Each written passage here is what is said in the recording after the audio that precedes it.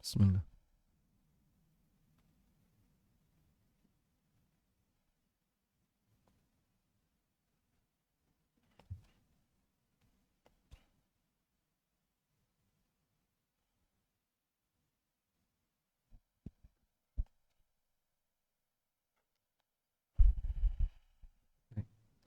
Assalamualaikum warahmatullahi wabarakatuh. Alhamdulillah wassalatu wassalamu ala Rasulillah wa ala alihi wa sahbihi wa mawalah. Wa asyhadu an la ilaha illallah wahdahu la syarikalah. Wa asyhadu anna Muhammadan abduhu wa rasuluh. Sallallahu alaihi wa ala alihi wa sahbihi wa man tabi'ahum bi ihsanin ila yaumiddin. Alhamdulillah, puji syukur kita haturkan kehadirat Allah Subhanahu wa taala. Di kesempatan sore hari ini kembali kita melanjutkan kajian rutin bersama Majelis Ta'lim Rasuna Epicentrum. Dan insya Allah yang akan kita bahas melanjutkan dari pembahasan buku Halal Haram dalam Bisnis Kontemporer karya Dr. Abdul Azim, Dr. Said Abdul Azim. Dan nanti insya Allah yang akan kita bahas adalah berkaitan dengan bagaimana hukum jual beli sesudah adzan kedua pada hari Jumat. Dan yang kedua, nanti kita akan melanjutkan kajian tentang masalah hukum khianat terhadap amanat. Baik, terlebih dahulu kita akan bahas bagian ini, hukum jual beli setelah adzan kedua di hari Jumat.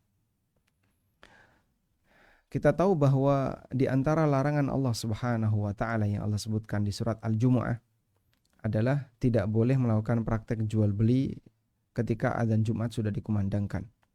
Dan adzan Jumat yang dimaksud adalah adzan Jumat ketika khatib sudah naik mimbar. Bagi masjid yang adzan Jumatnya 2 kali, berarti adzan Jumat yang melarang praktek jual beli adalah adzan Jumat kedua. Dan bagi masjid yang adzan Jumatnya sekali, berarti ketika sudah adzan Jumat maka dilarang untuk melakukan praktek jual beli.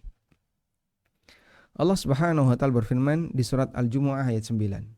Ya ayyuhalladzina amanu idza nudiya lis-salati min yaumil jumu'ah fas'au ila dzikrillahi wa dzarul bai'. Wahai orang-orang yang beriman, apabila telah diseru, dipanggil untuk menunaikan salat di hari Jumat, fas'au ila dzikrillah, maka bersegeralah menuju zikrullah, wa dzarul bai', dan tinggalkan jual beli. Kalimat wadharul bai' berarti bentuknya adalah larangan untuk melakukan praktek jual beli ketika Jumatan sudah dimulai. Dan Jumatan dimulai sejak khatib naik mimbar. Dzalikum khairul lakum in kuntum ta'lamun. Itu lebih baik bagi kalian jika kalian mengetahui. Dalam ayat ini terdapat larangan melakukan praktek jual beli sudah masuk waktu sholat Jumat. Larangan itu menunjukkan bahwa jual beli ketika Jumatan hukumnya batal dan statusnya rusak. Rusak dalam arti tidak berlaku. Ditambah lagi pelakunya berdosa. Penjualnya berdosa dan pembeli berdosa karena dia melaksanakan jual beli di waktu larangan. Karena setiap tempat ada perkataan yang tepat dan tidak diperbolehkan untuk tolong-menolong dalam hal dosa dan permusuhan. Di samping itu juga tidak diperbolehkan bagi para juragan untuk memaksa para pekerjanya untuk bekerja pada saat masuk waktu sholat Jumat. Bagi para pemilik usaha, bos tidak boleh memaksa para karyawan untuk tetap bekerja di hari Jumat. Harta yang baru diperoleh bisa hilang berkahnya disebabkan karena melanggar larangan-larangan Allah Ta'ala. Dalam hal ini tidak diperbolehkan memenuhi perintah majikan maupun yang lainnya ketika mereka melarang untuk Jumatan atau mewajibkan untuk kerja sehingga menghalangi Jumatan. Berdasarkan sabda Nabi SAW, La ta'ata li basharin fi maksiatillah. Tidak boleh ada ketaatan untuk manusia fi maksiatillah dalam perbuatan yang isinya durhaka kepada Allah. Kita lihat di footnote, diriwayatkan oleh Ahmad dan disahihkan oleh Syekh Ahmad Syakir. Baik, sekarang kita fokus pada surat Al-Jumu'ah ayat yang ke-9. Di surat Al-Jumu'ah ayat yang ke-9, Allah Subhanahu wa taala mengingatkan agar ketika adzan Jumat sudah dikumandangkan untuk meninggalkan praktek jual beli. Dan di situ Allah sebut Jumatan, itu Allah sebut dengan fas'au ila dzikrillah. Bersegeralah, fas'au ila dzikrillah. Bersegeralah menuju zikrullah. Sehingga ini menunjukkan bahwasanya Jumatan itu isinya zikrullah. Jumatan itu isinya adalah zikrullah. Allah perintahkan agar orang segera Jumatan dengan Allah perintahkan kalimatnya fas'au ila dzikrillah, bersegeralah menuju zikrullah. Maka Jumatan adalah zikrullah. Baik. Padahal kita tahu bahwa dalam kegiatan Jumatan itu bentuknya seorang khatib berceramah kemudian didengar oleh para makmum. Maka dari sinilah kita bisa memahami bahwa makna zikrullah itu ada dua. Makna yang pertama, zikrullah artinya adalah mengingat Allah. Makna pertama zikrullah adalah mengingat Allah. Dengan membaca kalimat thayyibah, dengan baca kalimat thayyibah. Misalnya orang membaca subhanallah, alhamdulillah, Allahu akbar dan kalimat yang semisal, di situ adalah zikrullah yang bentuknya yang pertama, yaitu zikrullah dalam bentuk membaca kalimat-kalimat thayyibah. Kemudian makna zikrullah yang kedua adalah mengingat peringatan yang diberikan oleh Allah. Mengkaji peringatan yang Allah turunkan. Sehingga berdasarkan hal ini maka Al-Quran adalah zikrullah. Al-Quran itu zikrullah. Karena Al-Quran adalah peringatan yang diturunkan oleh Allah Subhanahu wa taala, maka Al-Quran adalah zikrullah. Hadis Nabi SAW yang berisi tentang hukum-hukum Allah adalah zikrullah. Semua syariat yang Allah turunkan semuanya adalah zikrullah, karena semuanya adalah peringatan yang diturunkan oleh Allah Subhanahu wa taala. Maka berdasarkan pendekatan ini, aneka jenis kajian, kemudian ceramah, agama, lalu nasihat, dan seterusnya yang mengingatkan orang untuk kembali kepada syariat Allah, yang tujuannya adalah mengingatkan manusia untuk kembali kepada Allah. Semua kegiatan itu adalah zikrullah. Sehingga saat Anda hadir di majelis ilmu, hakikatnya Anda sedang membahas tentang zikrullah. Ketika Anda hadir dalam Jumatan, hakikatnya Anda sedang hadir di majelis zikrullah. Ketika Anda sedang mendengarkan nasihat, hakikatnya Anda sedang berada di tempat di mana zikrullah dikumandangkan. Anda mendengar tausiah itu sebenarnya mendengar zikrullah. Karena hakikat dari zikrullah adalah mengkaji peringatan yang Allah turunkan.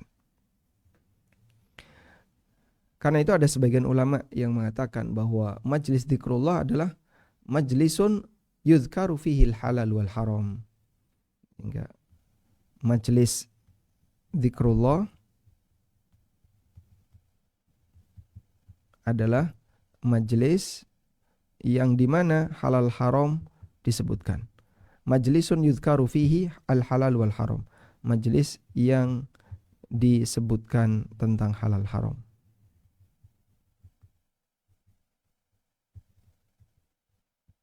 Nah, selanjutnya, setelah kita belajar ini, berikutnya kita akan membahas tentang hukum jual beli saat Jumatan. Hukum jual beli saat Jumatan. Pembahasan tentang hukum jual beli saat Jumatan itu ada dua. Ada dua topik.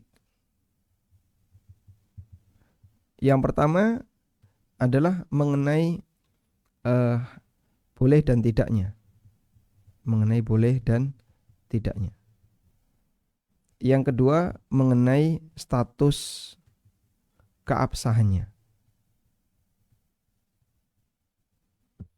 Ada yang mengenai boleh dan tidaknya, dan yang kedua mengenai status keabsahannya. Taib. Untuk boleh dan tidaknya, jual beli ketika Jumatan hukumnya haram karena dilarang oleh Allah. Dan jika ketika dilanggar maka pelakunya dosa. Dosa jika dilanggar. Karena hukumnya haram. Lalu apakah sah ataukah tidak sah? Ini berbeda lagi dengan pembahasan yang pertama. Baik, sekarang kita akan lihat penjelasan yang disampaikan oleh para ulama mengenai hukum ketika adzan Jumat. Qala Ibnu Hubairah fi ikhtilafil ulama. Ibnu Hubairah menyebutkan dalam buku beliau tentang rangkuman ikhtilaf ulama. Tsumma ikhtalafu fil man'i. Kemudian para ulama berbeda pendapat mengenai status larangan ini. Faqala Malikun wa Ahmad al-bai'u batil. Menurut Imam Malik dan Imam Ahmad transaksinya batil. Walam yamna' min sihhatihil akharun. Sementara pendapat yang lain mereka tidak menyebut statusnya batal, tidak menghalangi keabsahannya, maksudnya mereka tidak mengatakan ini batal. Wa hadzan nida'u dan yang dimaksud adzan di sini adalah al-adzanu tsani inda su'udil khatib. Adzan yang kedua ketika khatib sudah naik mimbar.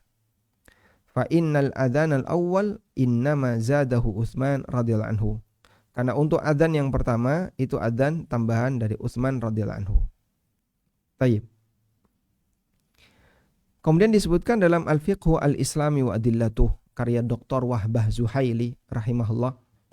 Beliau mengatakan, "Wa hal al-bai'u idza waqa'a waqtan nida'i sahihun aw batilun yufsah."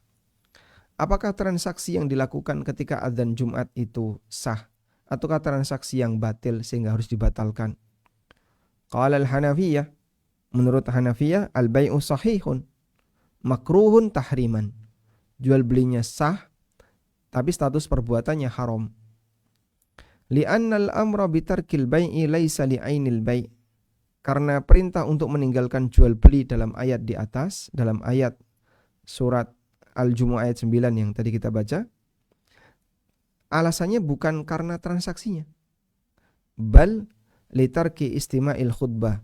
Tapi kenapa itu dilarang? Karena bisa menghalangi orang untuk mendengarkan khutbah. Wa yaqrubu min qaulihim qaulus Syafi'iyah. Dan yang mendekati hal ini adalah pendapat Asy-Syafi'iyah, di mana mereka mengatakan al-bai'u sahihun haramun, jual belinya sah tapi haram. Wa qala al-Malikiyah, sementara kata Malikiyah, innahu minal buyu'il fasidah wa yufsahu 'alal masyhur, transaksinya batal dan harus dibatalkan. Menurut pendapat yang masyhur dalam mazhab Malikiyah. Wa kadzalika qala al-Hanabilah, demikian pula yang dikatakan oleh Hambali, la yasihu hadzal bai', jual belinya tidak sah. Baik. Sekarang kita kembali ke sini. Jadi berkaitan dengan hukum jual beli ketika Jumatan, nah, kalau dilihat dari hukumnya haram dan pelakunya berdosa ketika melanggar,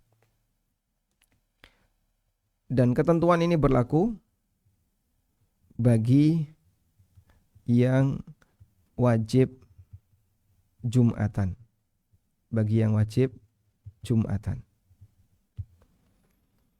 Wajib Jumatan berarti laki-laki yang sehat, mukim, tidak musafir, dan dia orang merdeka. Sebagaimana yang kita kenal berkaitan dengan syarat wajib Jumatan. Kemudian yang kedua berlaku untuk adzan. Ya, berlaku untuk adzan yang kedua.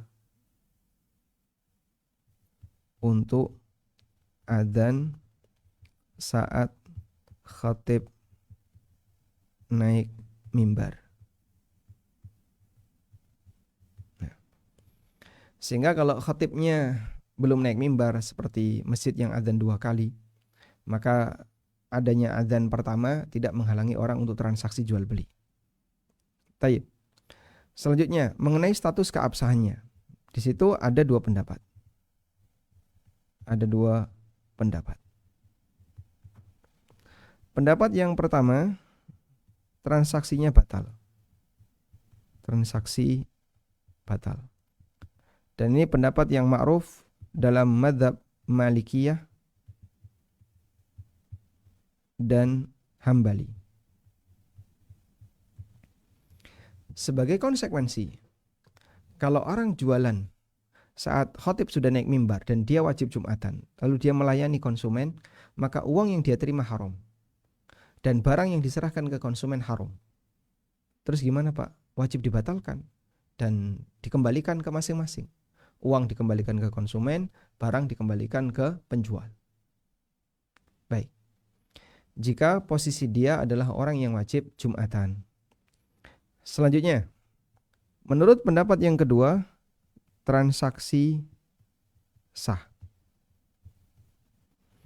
Dan ini adalah pendapat Hanafiyah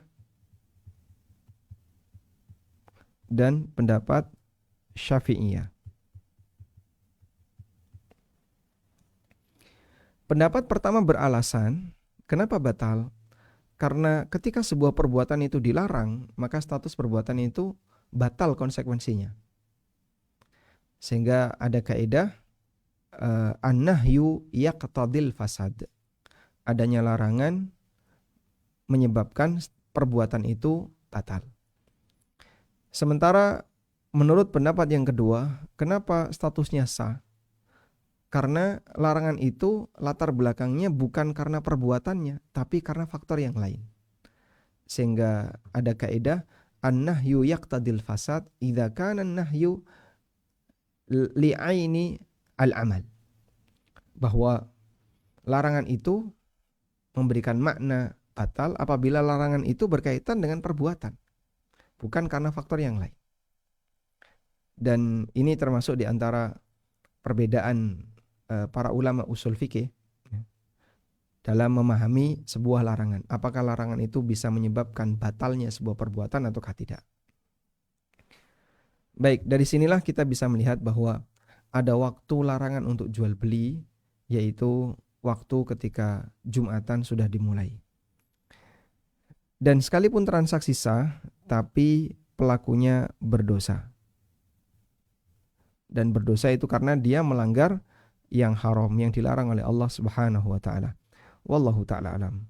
Baik, semoga bisa dipahami dengan baik ya. Selanjutnya, bagi yang tidak wajib Jumatan. Bagi yang tidak wajib Jumatan, bolehkah transaksi ketika Jumatan? Jawabannya boleh. Misalnya, bagi yang tidak wajib Jumatan, maka larangan ini tidak berlaku. Larangan di atas, larangan jual beli saat adzan Jumat, saat Jumatan ini tidak berlaku bagi yang tidak wajib Jumatan. Baik, misalnya wanita. Nah, ini terus jadi solusi ya. Kalau Anda punya toko yang Jumatan tidak tutup, maka yang jaga harus wanita. Tapi kalau laki-laki tidak boleh, karena nanti dia harus melayani konsumen. Sehingga wanita yang tidak wajib Jumatan bisa tetap bertahan di toko itu. Wallahu a'lam. Nah, selanjutnya kita akan beralih kepada pembahasan masalah amanah. Sekarang kita akan baca keterangan yang disebutkan oleh penulis di buku. Hukum berkhianat terhadap amanah. Ini ada di buku halaman 167.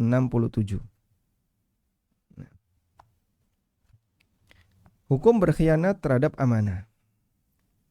Kita sepakat bahwa mengkhianati amanah adalah tindakan yang jahat. Dan Nabi SAW menyebut di antara sifat munafik adalah berkhianat terhadap amanah. Wa idza tumina khana, apabila dia dipercaya, apabila dia diberi amanah, dia berkhianat. Itu salah satu di antara ciri munafik. Allah Ta'ala berfirman, innallaha ya'murukum an tu'addul amanati ila ahliha.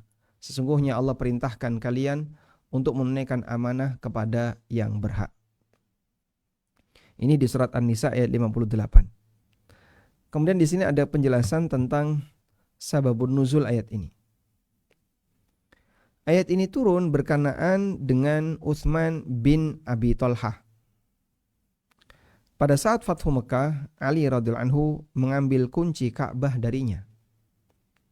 Kemudian Nabi SAW mengembalikannya kembali kepadanya, kepada Utsman bin Abu Thalhah. Saat menjelang ajalnya tiba, dia menyerahkan kunci tersebut kepada saudaranya yang bernama Syaibah. Lalu dia berpesan, ambillah kunci ini untuk selama-lamanya. Dan tidak ada yang mengambil darimu kecuali orang zalim. Karena berarti dia telah merampas haknya pemegang kunci Ka'bah. Taib. Wallahu a'lam. Kemudian Allah turunkan ayat ini, innallaha ya'murukum an tu'addul amanati ila ahliha. Ada yang menafsirkan bahwa yang dimaksud amanah dalam ayat di atas adalah semua bentuk amanah. Semua manusia adalah orang yang mengemban amanah Allah. Sebagaimana yang tertera dalam perkataan Ibnu Abbas radhiyallahu anhuma, amanah yang harus ditunaikan yang telah dipercayakan oleh Allah Ta'ala kepada umat manusia, yaitu semua bentuk amanah. Dan yang dimaksud di situ adalah beban syariat. Dan ini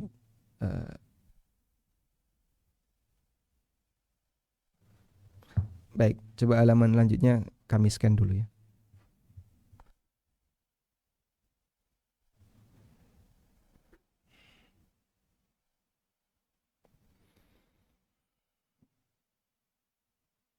Nah, jadi berkaitan dengan tafsir amanah, nanti kita akan lihat penjelasan yang disampaikan oleh para ulama, perbedaan pendapat di kalangan mereka tentang makna apa itu amanah.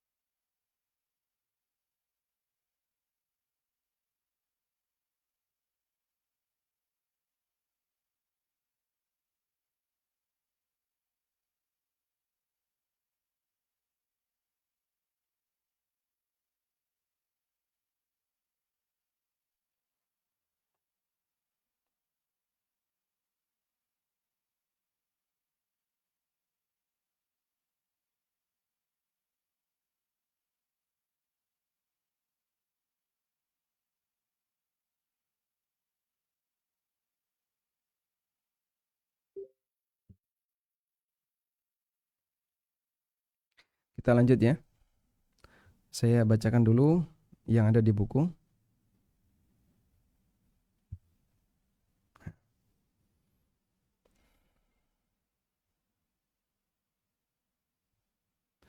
Ibnu Abbas mengatakan bahwa makna dari amanah adalah apa yang telah dipercayakan oleh Allah Ta'ala kepada umat manusia, yaitu bentuknya ibadah.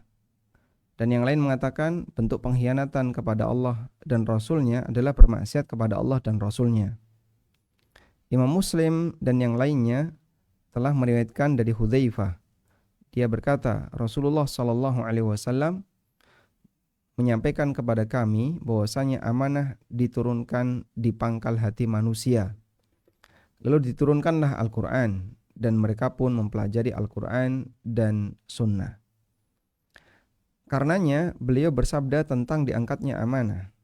Seseorang terlelap sebentar, lalu diangkatlah amanah dari hatinya. Setelah itu membekaslah amanah tersebut di dalam hatinya, sebagaimana bekas yang sedikit. Selanjutnya ia terlelap lagi sebentar, lalu diangkatlah amanah dari hatinya, sebagaimana bekas melepuh seperti abu yang menggelincir ke kakimu. Kemudian melepuh dan kamu lihat membengkak. Wallahu a'lam. Nanti coba kita cek. Dan dalam hadis riwayat Muslim dan Bukhari, Nabi SAW pernah mengatakan, tanda orang munafik ada 3. Idza haddatsa kadzaba, kalau bicara suka berdusta. Wa idza wa'ada akhlafa, kalau berjanji suka mengingkari. Wa idza tumina khana, dan apabila diberi amanah dia berkhianat. Imam Muslim memberikan tambahan wa in shama wa shalla wa za'ama annahu muslim. Meskipun dia berpuasa, dia salat dan dia merasa dia mengira dirinya seorang muslim. Tidak ada keimanan tanpa amanah dan tidak ada agama bagi orang yang tidak menepati janji. Berhati-hatilah selalu, jangan sampai menjadikan amanah sebagai tempat memperoleh harta dan zakat sebagai bentuk kerugian. Ya Allah, sungguhnya aku berlindung kepadamu dari kelaparan, karena sungguhnya ia adalah seburuk-buruk teman tidur. Dan aku berlindung kepadamu dari pengkhianatan, karena sungguhnya dia adalah seburuk-buruk kotoran. Wallahu a'lam. Baik. Sekarang kita akan bahas bagian ini. Tentang masalah amanah.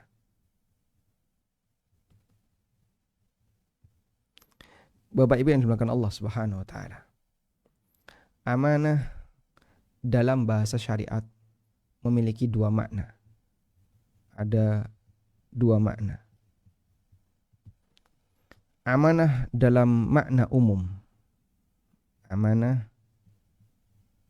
yang bermakna umum atau yang bermakna luas. Amanah yang bermakna luas adalah semua syariat yang Allah berikan kepada hamba. Semua syariat Allah yang diturunkan kepada hamba. Dan syariat ini pernah Allah Subhanahu wa taala tawarkan kepada langit, bumi dan gunung. Tapi mereka enggan untuk menerimanya. Sebagaimana yang Allah Subhanahu wa taala firmankan, Inna aradna al-amana. Di surat Al-Ahzab ayat yang ke-72. Inna aradna al-amanata 'alas samawati wal ardi wal jibal. Sesungguhnya kami pernah menawarkan amanah ini kepada langit, bumi dan gunung. Fa'abaina ayyahmilnaha wa ashfaqna minha wa hamalahal insan innahu kana zaluman jahula. Tapi mereka enggan untuk menanggungnya. Wa ashfaqna minha, dan mereka ketakutan. Wa hamalahal insan, lalu dipegang oleh manusia. Innahu kana zaluman jahula, sesungguhnya manusia itu zalim lagi bodoh. Nah, di sini Allah Subhanahu wa taala sebut amanah. Nah, amanah yang dimaksud di sini adalah keterangan Ibnu Abbas yang tadi kita sempat baca ya. Kata Ibnu Abbas, yang dimaksud amanah di sini adalah arada bil amanah at-ta'ah wal faraid. Yang dimaksud amanah di sini adalah ketaatan dan kewajiban. Allati faradaha Allahu ala ibadihi, yang Allah wajibkan kepada para hambanya. Ar-radaha 'ala samawati wal ardi wal jibal. Allah tawarkan kepada langit, bumi dan gunung, ala annahum in addauha athabahum. Jika mereka bisa menunaikannya dengan baik, maka Allah akan berikan pahala untuk mereka. Wa in dayya'uha adzabahum, tapi kalau mereka menyia-nyiakannya, Allah akan menyiksa mereka. Hadza qaulu Ibnu Abbas. Inilah pendapat Ibnu Abbas. Sehingga amanah yang dimaksud adalah semua syariat yang diturunkan oleh Allah Subhanahu wa taala kepada nabinya sallallahu alaihi wasallam. semua syariat yang Allah perintahkan kepada hambanya. Selanjutnya, ada beberapa keterangan yang disampaikan oleh para ulama tentang makna amanah ini. Ibnu Katsir rahimahullah menyebutkan dalam tafsirnya, ketika beliau menyebutkan perbedaan pendapat ulama berkaitan dengan makna dari lafaz amanah. Lalu kata beliau, wa kullu hadhil aqwal la tunafi bainaha. Semua pendapat ini tidak saling bertentangan. Bal hiya muttafiqatun wa raji'atun ila annaha. Bahkan kalau kita simpulkan pendapat itu sebenarnya mengarah kepada satu kata sepakat bahwa amanah yang dimaksud adalah taklif, beban syariat. Wa qabulul awamir wan nawahi bisyartiha, menerima perintah dan larangan sesuai dengan ketentuannya. Wa huwa annahu in qama bidzalika uthiba, di mana jika orang bisa melaksanakan dengan baik maka dia mendapatkan pahala. Wa in tarakaha uqiba, tapi kalau dia tinggalkan maka dia akan dihukum.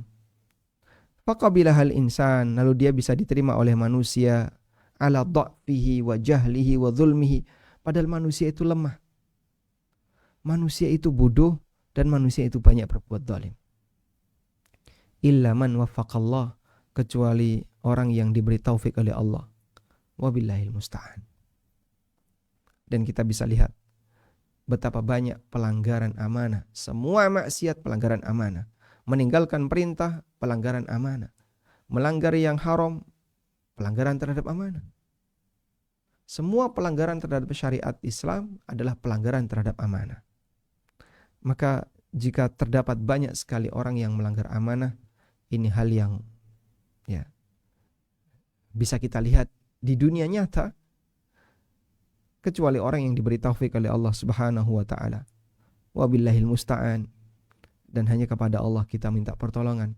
Allahumma wafiqna, ya Allah berikanlah taufik kepada kita semuanya. Allahumma inna nas'alukal huda wassadad. Selanjutnya, pengertian semacam inilah yang pernah disinggung oleh Ibnu Jarir At-Tabari, di mana beliau mengatakan, wa aulal aqwali fi dzalika bis-shawab. Dan pendapat yang paling tepat dalam hal ini adalah ma qalahul ladzina qalu, adalah pendapat orang yang mengatakan innahu uniya bil amanati fi hadzal mawdi' jami'u ma'anil amanat fid din.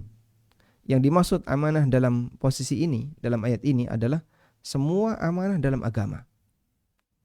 Wa amanatun nas, dan semua amanah-amanah yang berlaku di kalangan manusia. Sehingga kami tawarkan amanah itu. Semua kewajiban syariat berlaku di sana. Wa qala Al-Qurtubi, kata Al-Qurtubi, wal amanatu ta'umu jami'a wadha'ifid din. Amanah yang dimaksud di sini adalah mencakup semua tugas agama. Alas sahih minal aqwal, menurut pendapat yang paling sahih. Wa huwa qaulul jumhur, dan ini merupakan pendapat jumhur ulama. Baik, kembali ke ayat tadi. Amanah dalam makna umum disebutkan di surat Al-Ahzab ayat 72. Yaitu semua syariat yang Allah turunkan kepada hambanya. Semua syariat yang Allah turunkan kepada hamba. Ini sebagaimana disebutkan dalam surat Al-Ahzab ayat 72. Baik. Selanjutnya, ada amanah dalam makna yang lebih khusus. Kalau tadi amanah dalam makna umum, berikutnya amanah dalam makna yang lebih sempit. Amanah secara istilah dalam makna yang lebih sempit. Amanah dalam makna yang lebih sempit artinya adalah sesuatu yang wajib dijaga karena kesepakatan antar sama manusia. Sesuatu yang wajib dijaga karena kesepakatan antar manusia, antar hamba. Baik melalui akad maupun tanpa akad. Baik, nanti kita akan rinci bagian ini. Nah, amanah dalam makna yang lebih sempit itu intinya adalah amanah yang terjadi dalam interaksi sama manusia. Terjadi dalam interaksi manusia. Baik. Coba kita baca di sini. Wal murad biha ala dzalika kullu ma yajibu 'alal insani hifdzuhu wa ada'uhu min huquqil akharin. Yang dimaksud di sini adalah semua yang wajib dijaga oleh manusia dan dia tunaikan berkaitan dengan hak orang lain. Jadi dia muncul karena interaksi antar sama manusia. Walaha thalathu suwarin masyhurah, dan di situ ada 3 bentuk yang masyhur. As-suratul ula, bentuk yang pertama adalah al-huququl maliyah ats-tsabitah biuqudin. Ada 3 bentuk untuk amanah jenis ini. Pertama adalah amanah berupa harta yang timbul karena adanya akad. Kita tuliskan. Ada 3 bentuk amanah dalam makna yang lebih sempit. Yang pertama adalah amanah dalam bentuk harta. Amanah dalam bentuk harta yang timbul setelah adanya akad. Misal utang, kemudian titipan, wadiah. Titipan ya, wadiah. Lalu apa lagi? Barang pinjaman, misalnya objek pinjaman. Terus apa lagi yang termasuk di antara bentuk amanah? Kemudian di sini contohnya ya cuman 3 itu, wadiah, utang, dan ijarat, barang pinjaman, dan seterusnya. Nah, termasuk juga luqathah, barang temuan.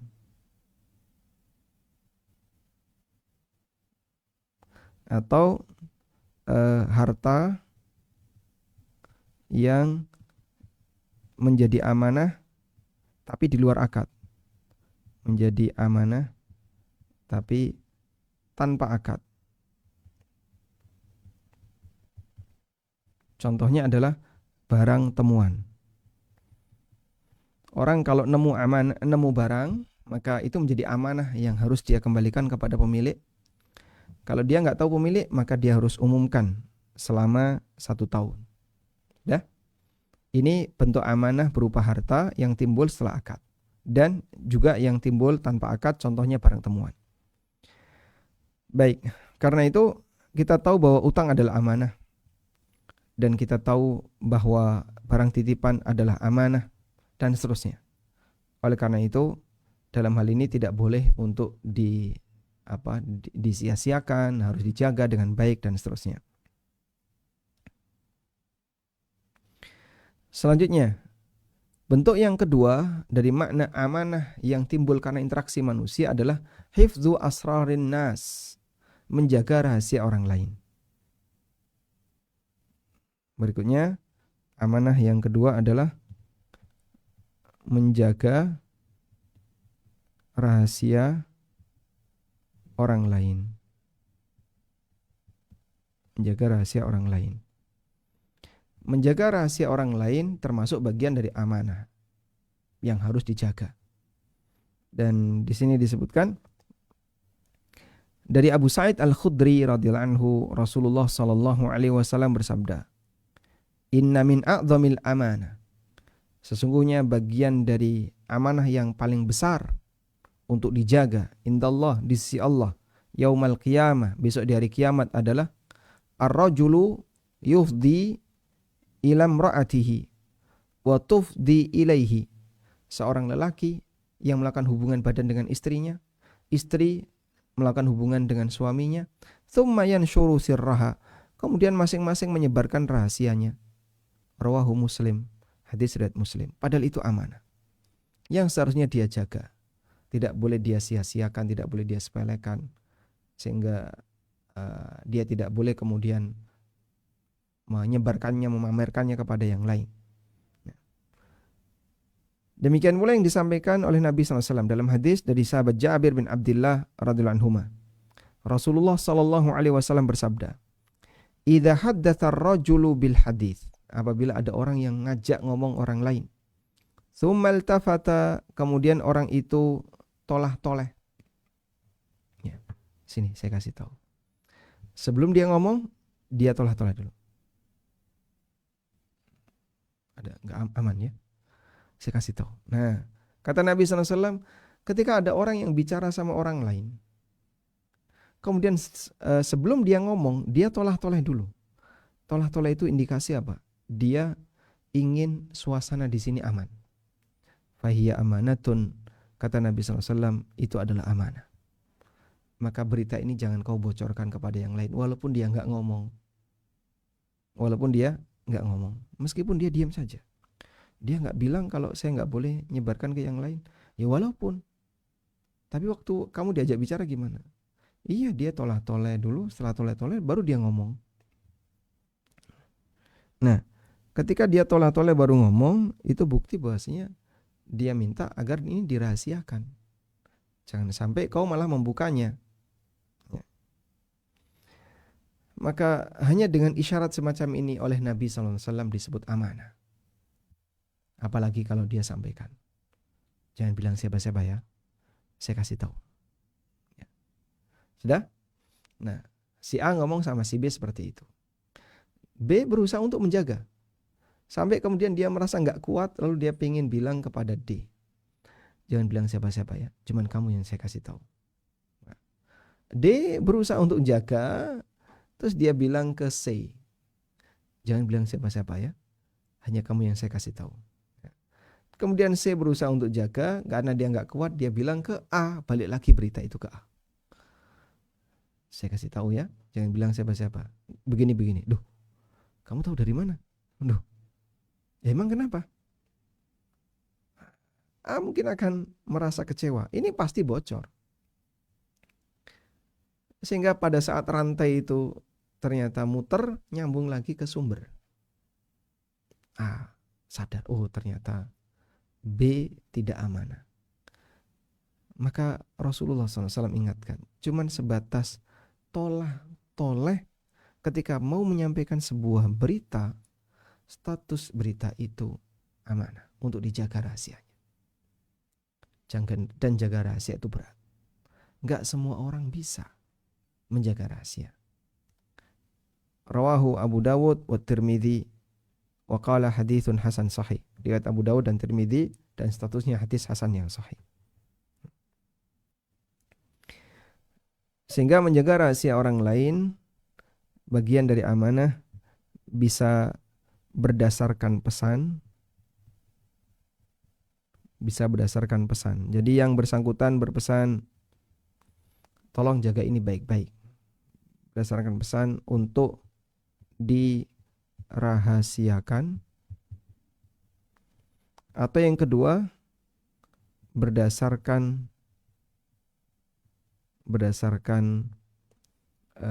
indikator perbuatan.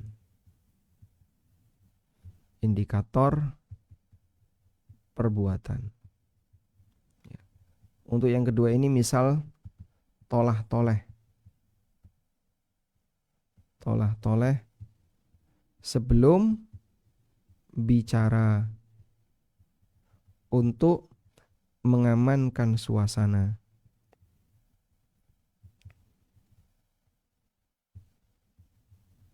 Ya. Sampai di situ Rasulullah SAW menyebut itu adalah amanah. Padahal cuma tolah-toleh. Karena itu isyarat atau indikator bahwasanya yang bersangkutan tidak ingin berita itu bocor. Kemudian makna amanah yang ketiga yang terjadi karena interaksi manusia adalah amanah berupa jabatan. Amanah yang bentuknya jabatan. atau tugas. Karena sebenarnya menerima jabatan itu sama dengan menerima tugas. Maka bentuk amanah yang ketiga ini adalah amanah berupa jabatan atau tugas. As-suratu tsalitsah, amanah yang ketiga adalah al-mas'uliyat wal manasib al-'amma wal khassah. Tanggung jawab dan posisi baik yang cakupannya luas maupun yang lebih spesifik. Wa fayya amanatun yajibul qiyamu fiha bil haqqi wal adl. Ini merupakan amanah yang wajib untuk ditunaikan bil haqqi wal adl, dengan cara yang lurus dan adil.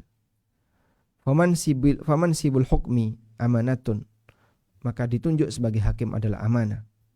Ditunjuk sebagai qadhi adalah amanah. Ditunjuk sebagai mudir di lembaga apapun adalah amanah. Termasuk tanggung jawab keluarga juga amanah. Wa hakadha, dan demikianlah yang terjadi. Semua tanggung jawab dan kedudukan adalah amanah. Dan disebutkan dalam hadis dari Abu Hurairah radhiyallahu anhu, Rasulullah sallallahu alaihi wasallam pernah bersabda, "Idza duyyi'atil amanatu fantadhiris sa'ah." Kalau amanah sudah disia-siakan, maka tunggu terjadi kiamat. Idza duyyi'atil amanah fantadhiris sa'ah. Kalau sudah disia-siakan amanah, maka tunggulah kiamat. Qala kaifa idha'atuha ya Rasulullah? Bagaimana bentuk amanah yang disia-siakan itu ya Rasulullah? Qala, jawab Nabi SAW, idza usnidal amru ila ghairi ahlihi fantadhiris sa'ah. Apabila urusan itu diserahkan kepada yang bukan ahlinya, maka tunggulah kiamat.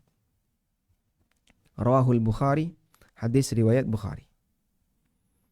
Ceritanya, Rasulullah sallallahu alaihi wasallam sedang berkhutbah atau sedang berceramah, tiba-tiba ada yang memotong pembicaraan beliau.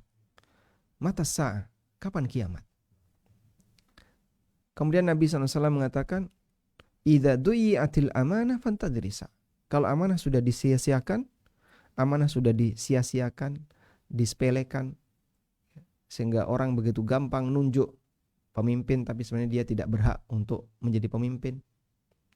Ini memilih A, memilih B, padahal dia nggak berhak.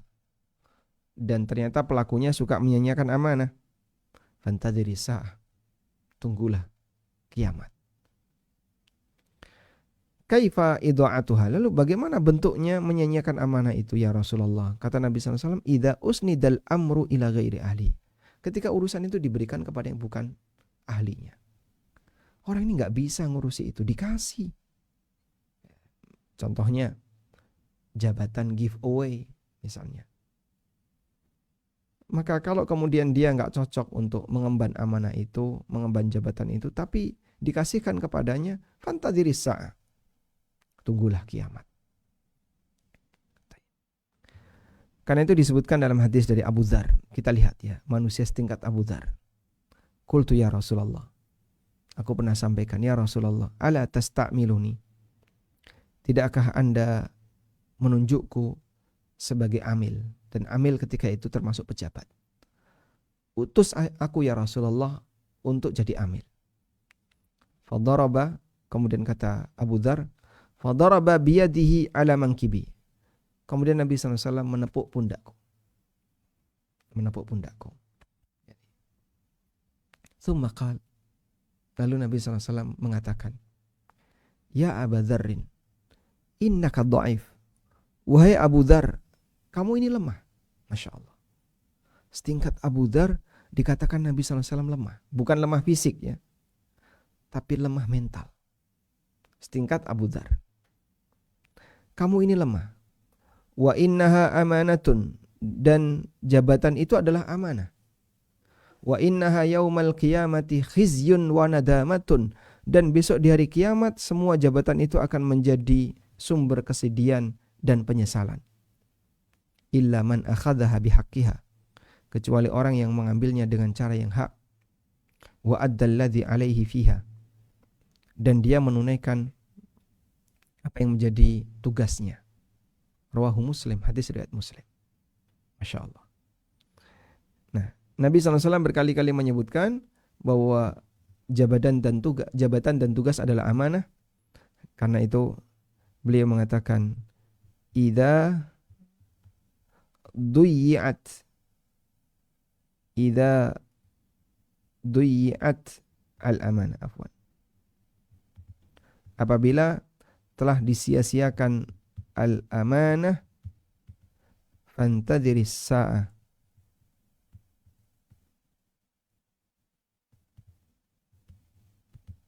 Apabila amanah sudah disia-siakan, maka tunggulah kiamat.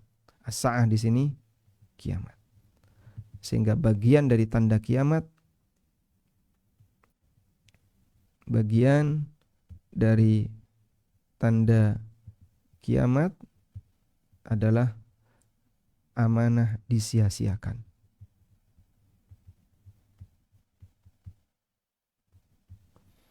Wallahu a'lam. Walhamdulillahirabbil alamin. Oleh karena itu perlu disadari bahwa jabatan, menurut Anda, jabatan kemuliaan atau beban? Jabatan itu kemuliaan ataukah beban? Maka yang lebih dekat yang ini. Jabatan itu kemuliaan ataukah beban? Jika kita berikan tanda, maka jabatan itu lebih dekat ke sini. Jabatan itu beban dan bukan kemuliaan. Sehingga kalau ada orang yang tertarik dengan jabatan, berarti dia lebih tertarik dengan beban. Padahal ketika itu jadi beban bagi dia, dia akan menanggung akibatnya. Wallahu a'lam. Baik, mungkin demikian yang bisa kita sampaikan, semoga bermanfaat. Wassallallahu ala nabiyyina Muhammadin wa ala alihi wa sahbihi wasallam. Selanjutnya kami persilahkan bagi Bapak Ibu yang tergabung di Zoom, kita akan diskusi terbatas dengan para peserta yang ada di Zoom. Bagi Anda yang ingin menyampaikan sesuatu, kami persilahkan. Bagi yang mau bertanya langsung bisa raise hand terlebih dahulu agar nanti bisa diizinkan oleh pihak panitia. Bagi yang mau menyampaikan pertanyaan secara tertulis, kami persilahkan.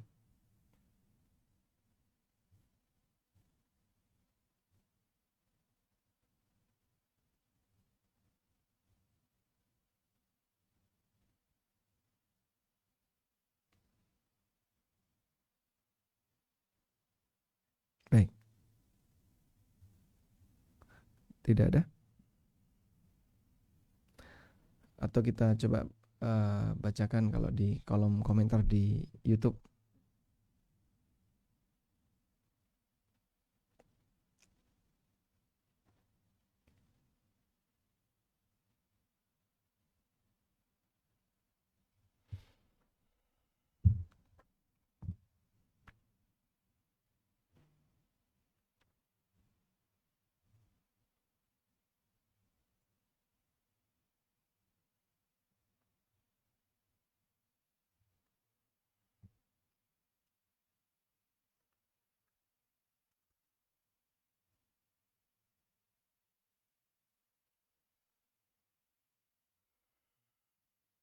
Baik, sekiranya tidak ada yang perlu didiskusikan, barangkali kita cukupkan sampai di sini. Mudah-mudahan apa yang kita pelajari ini bermanfaat. Ini ada pertanyaan ya.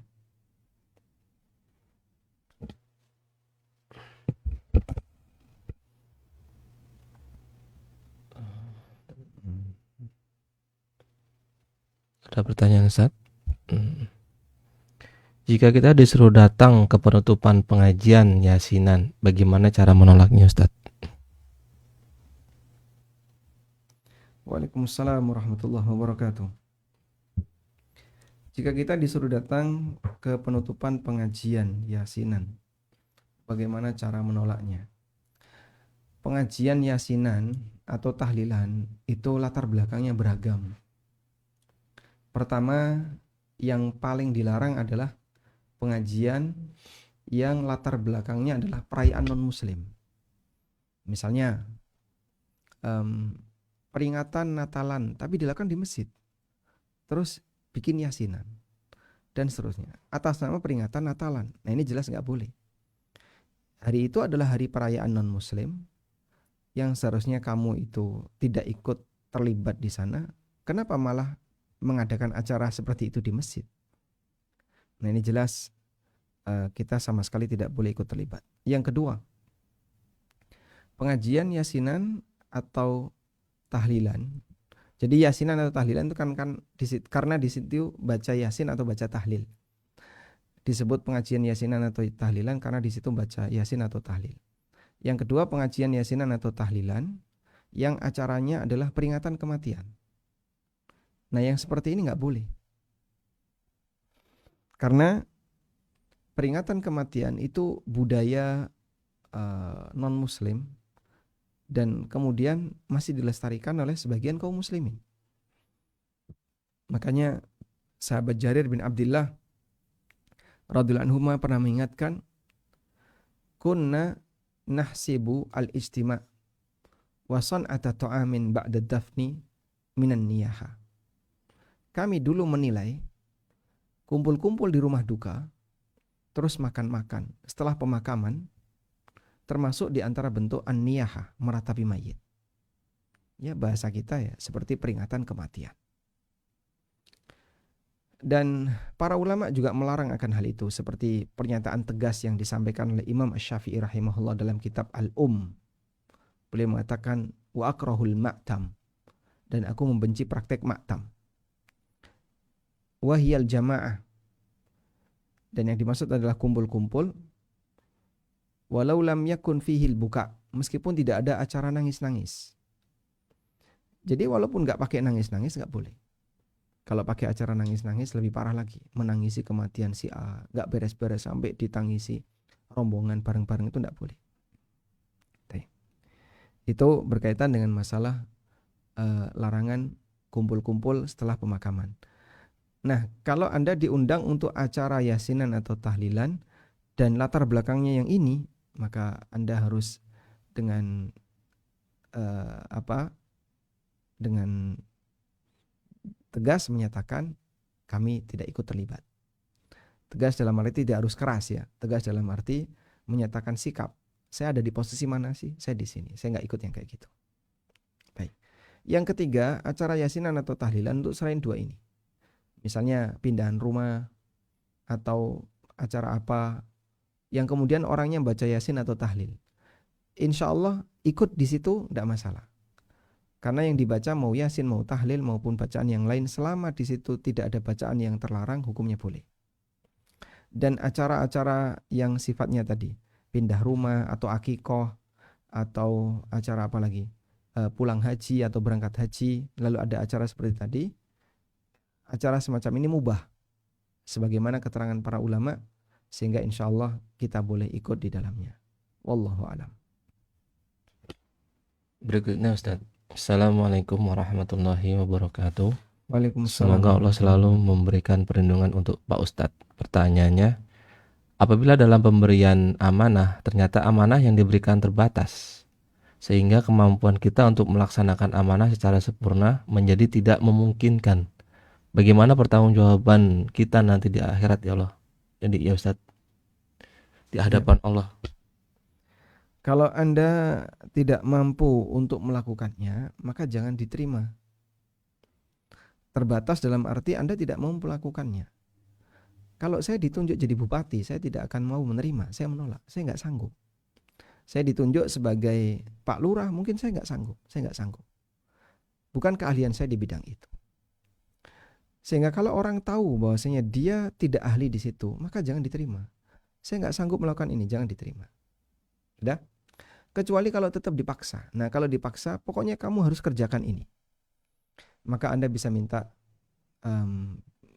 bimbingan. Baik, karena ini adalah tugas yang dipaksakan ke saya, maka saya terima, tapi tolong saya dikasih bimbingan.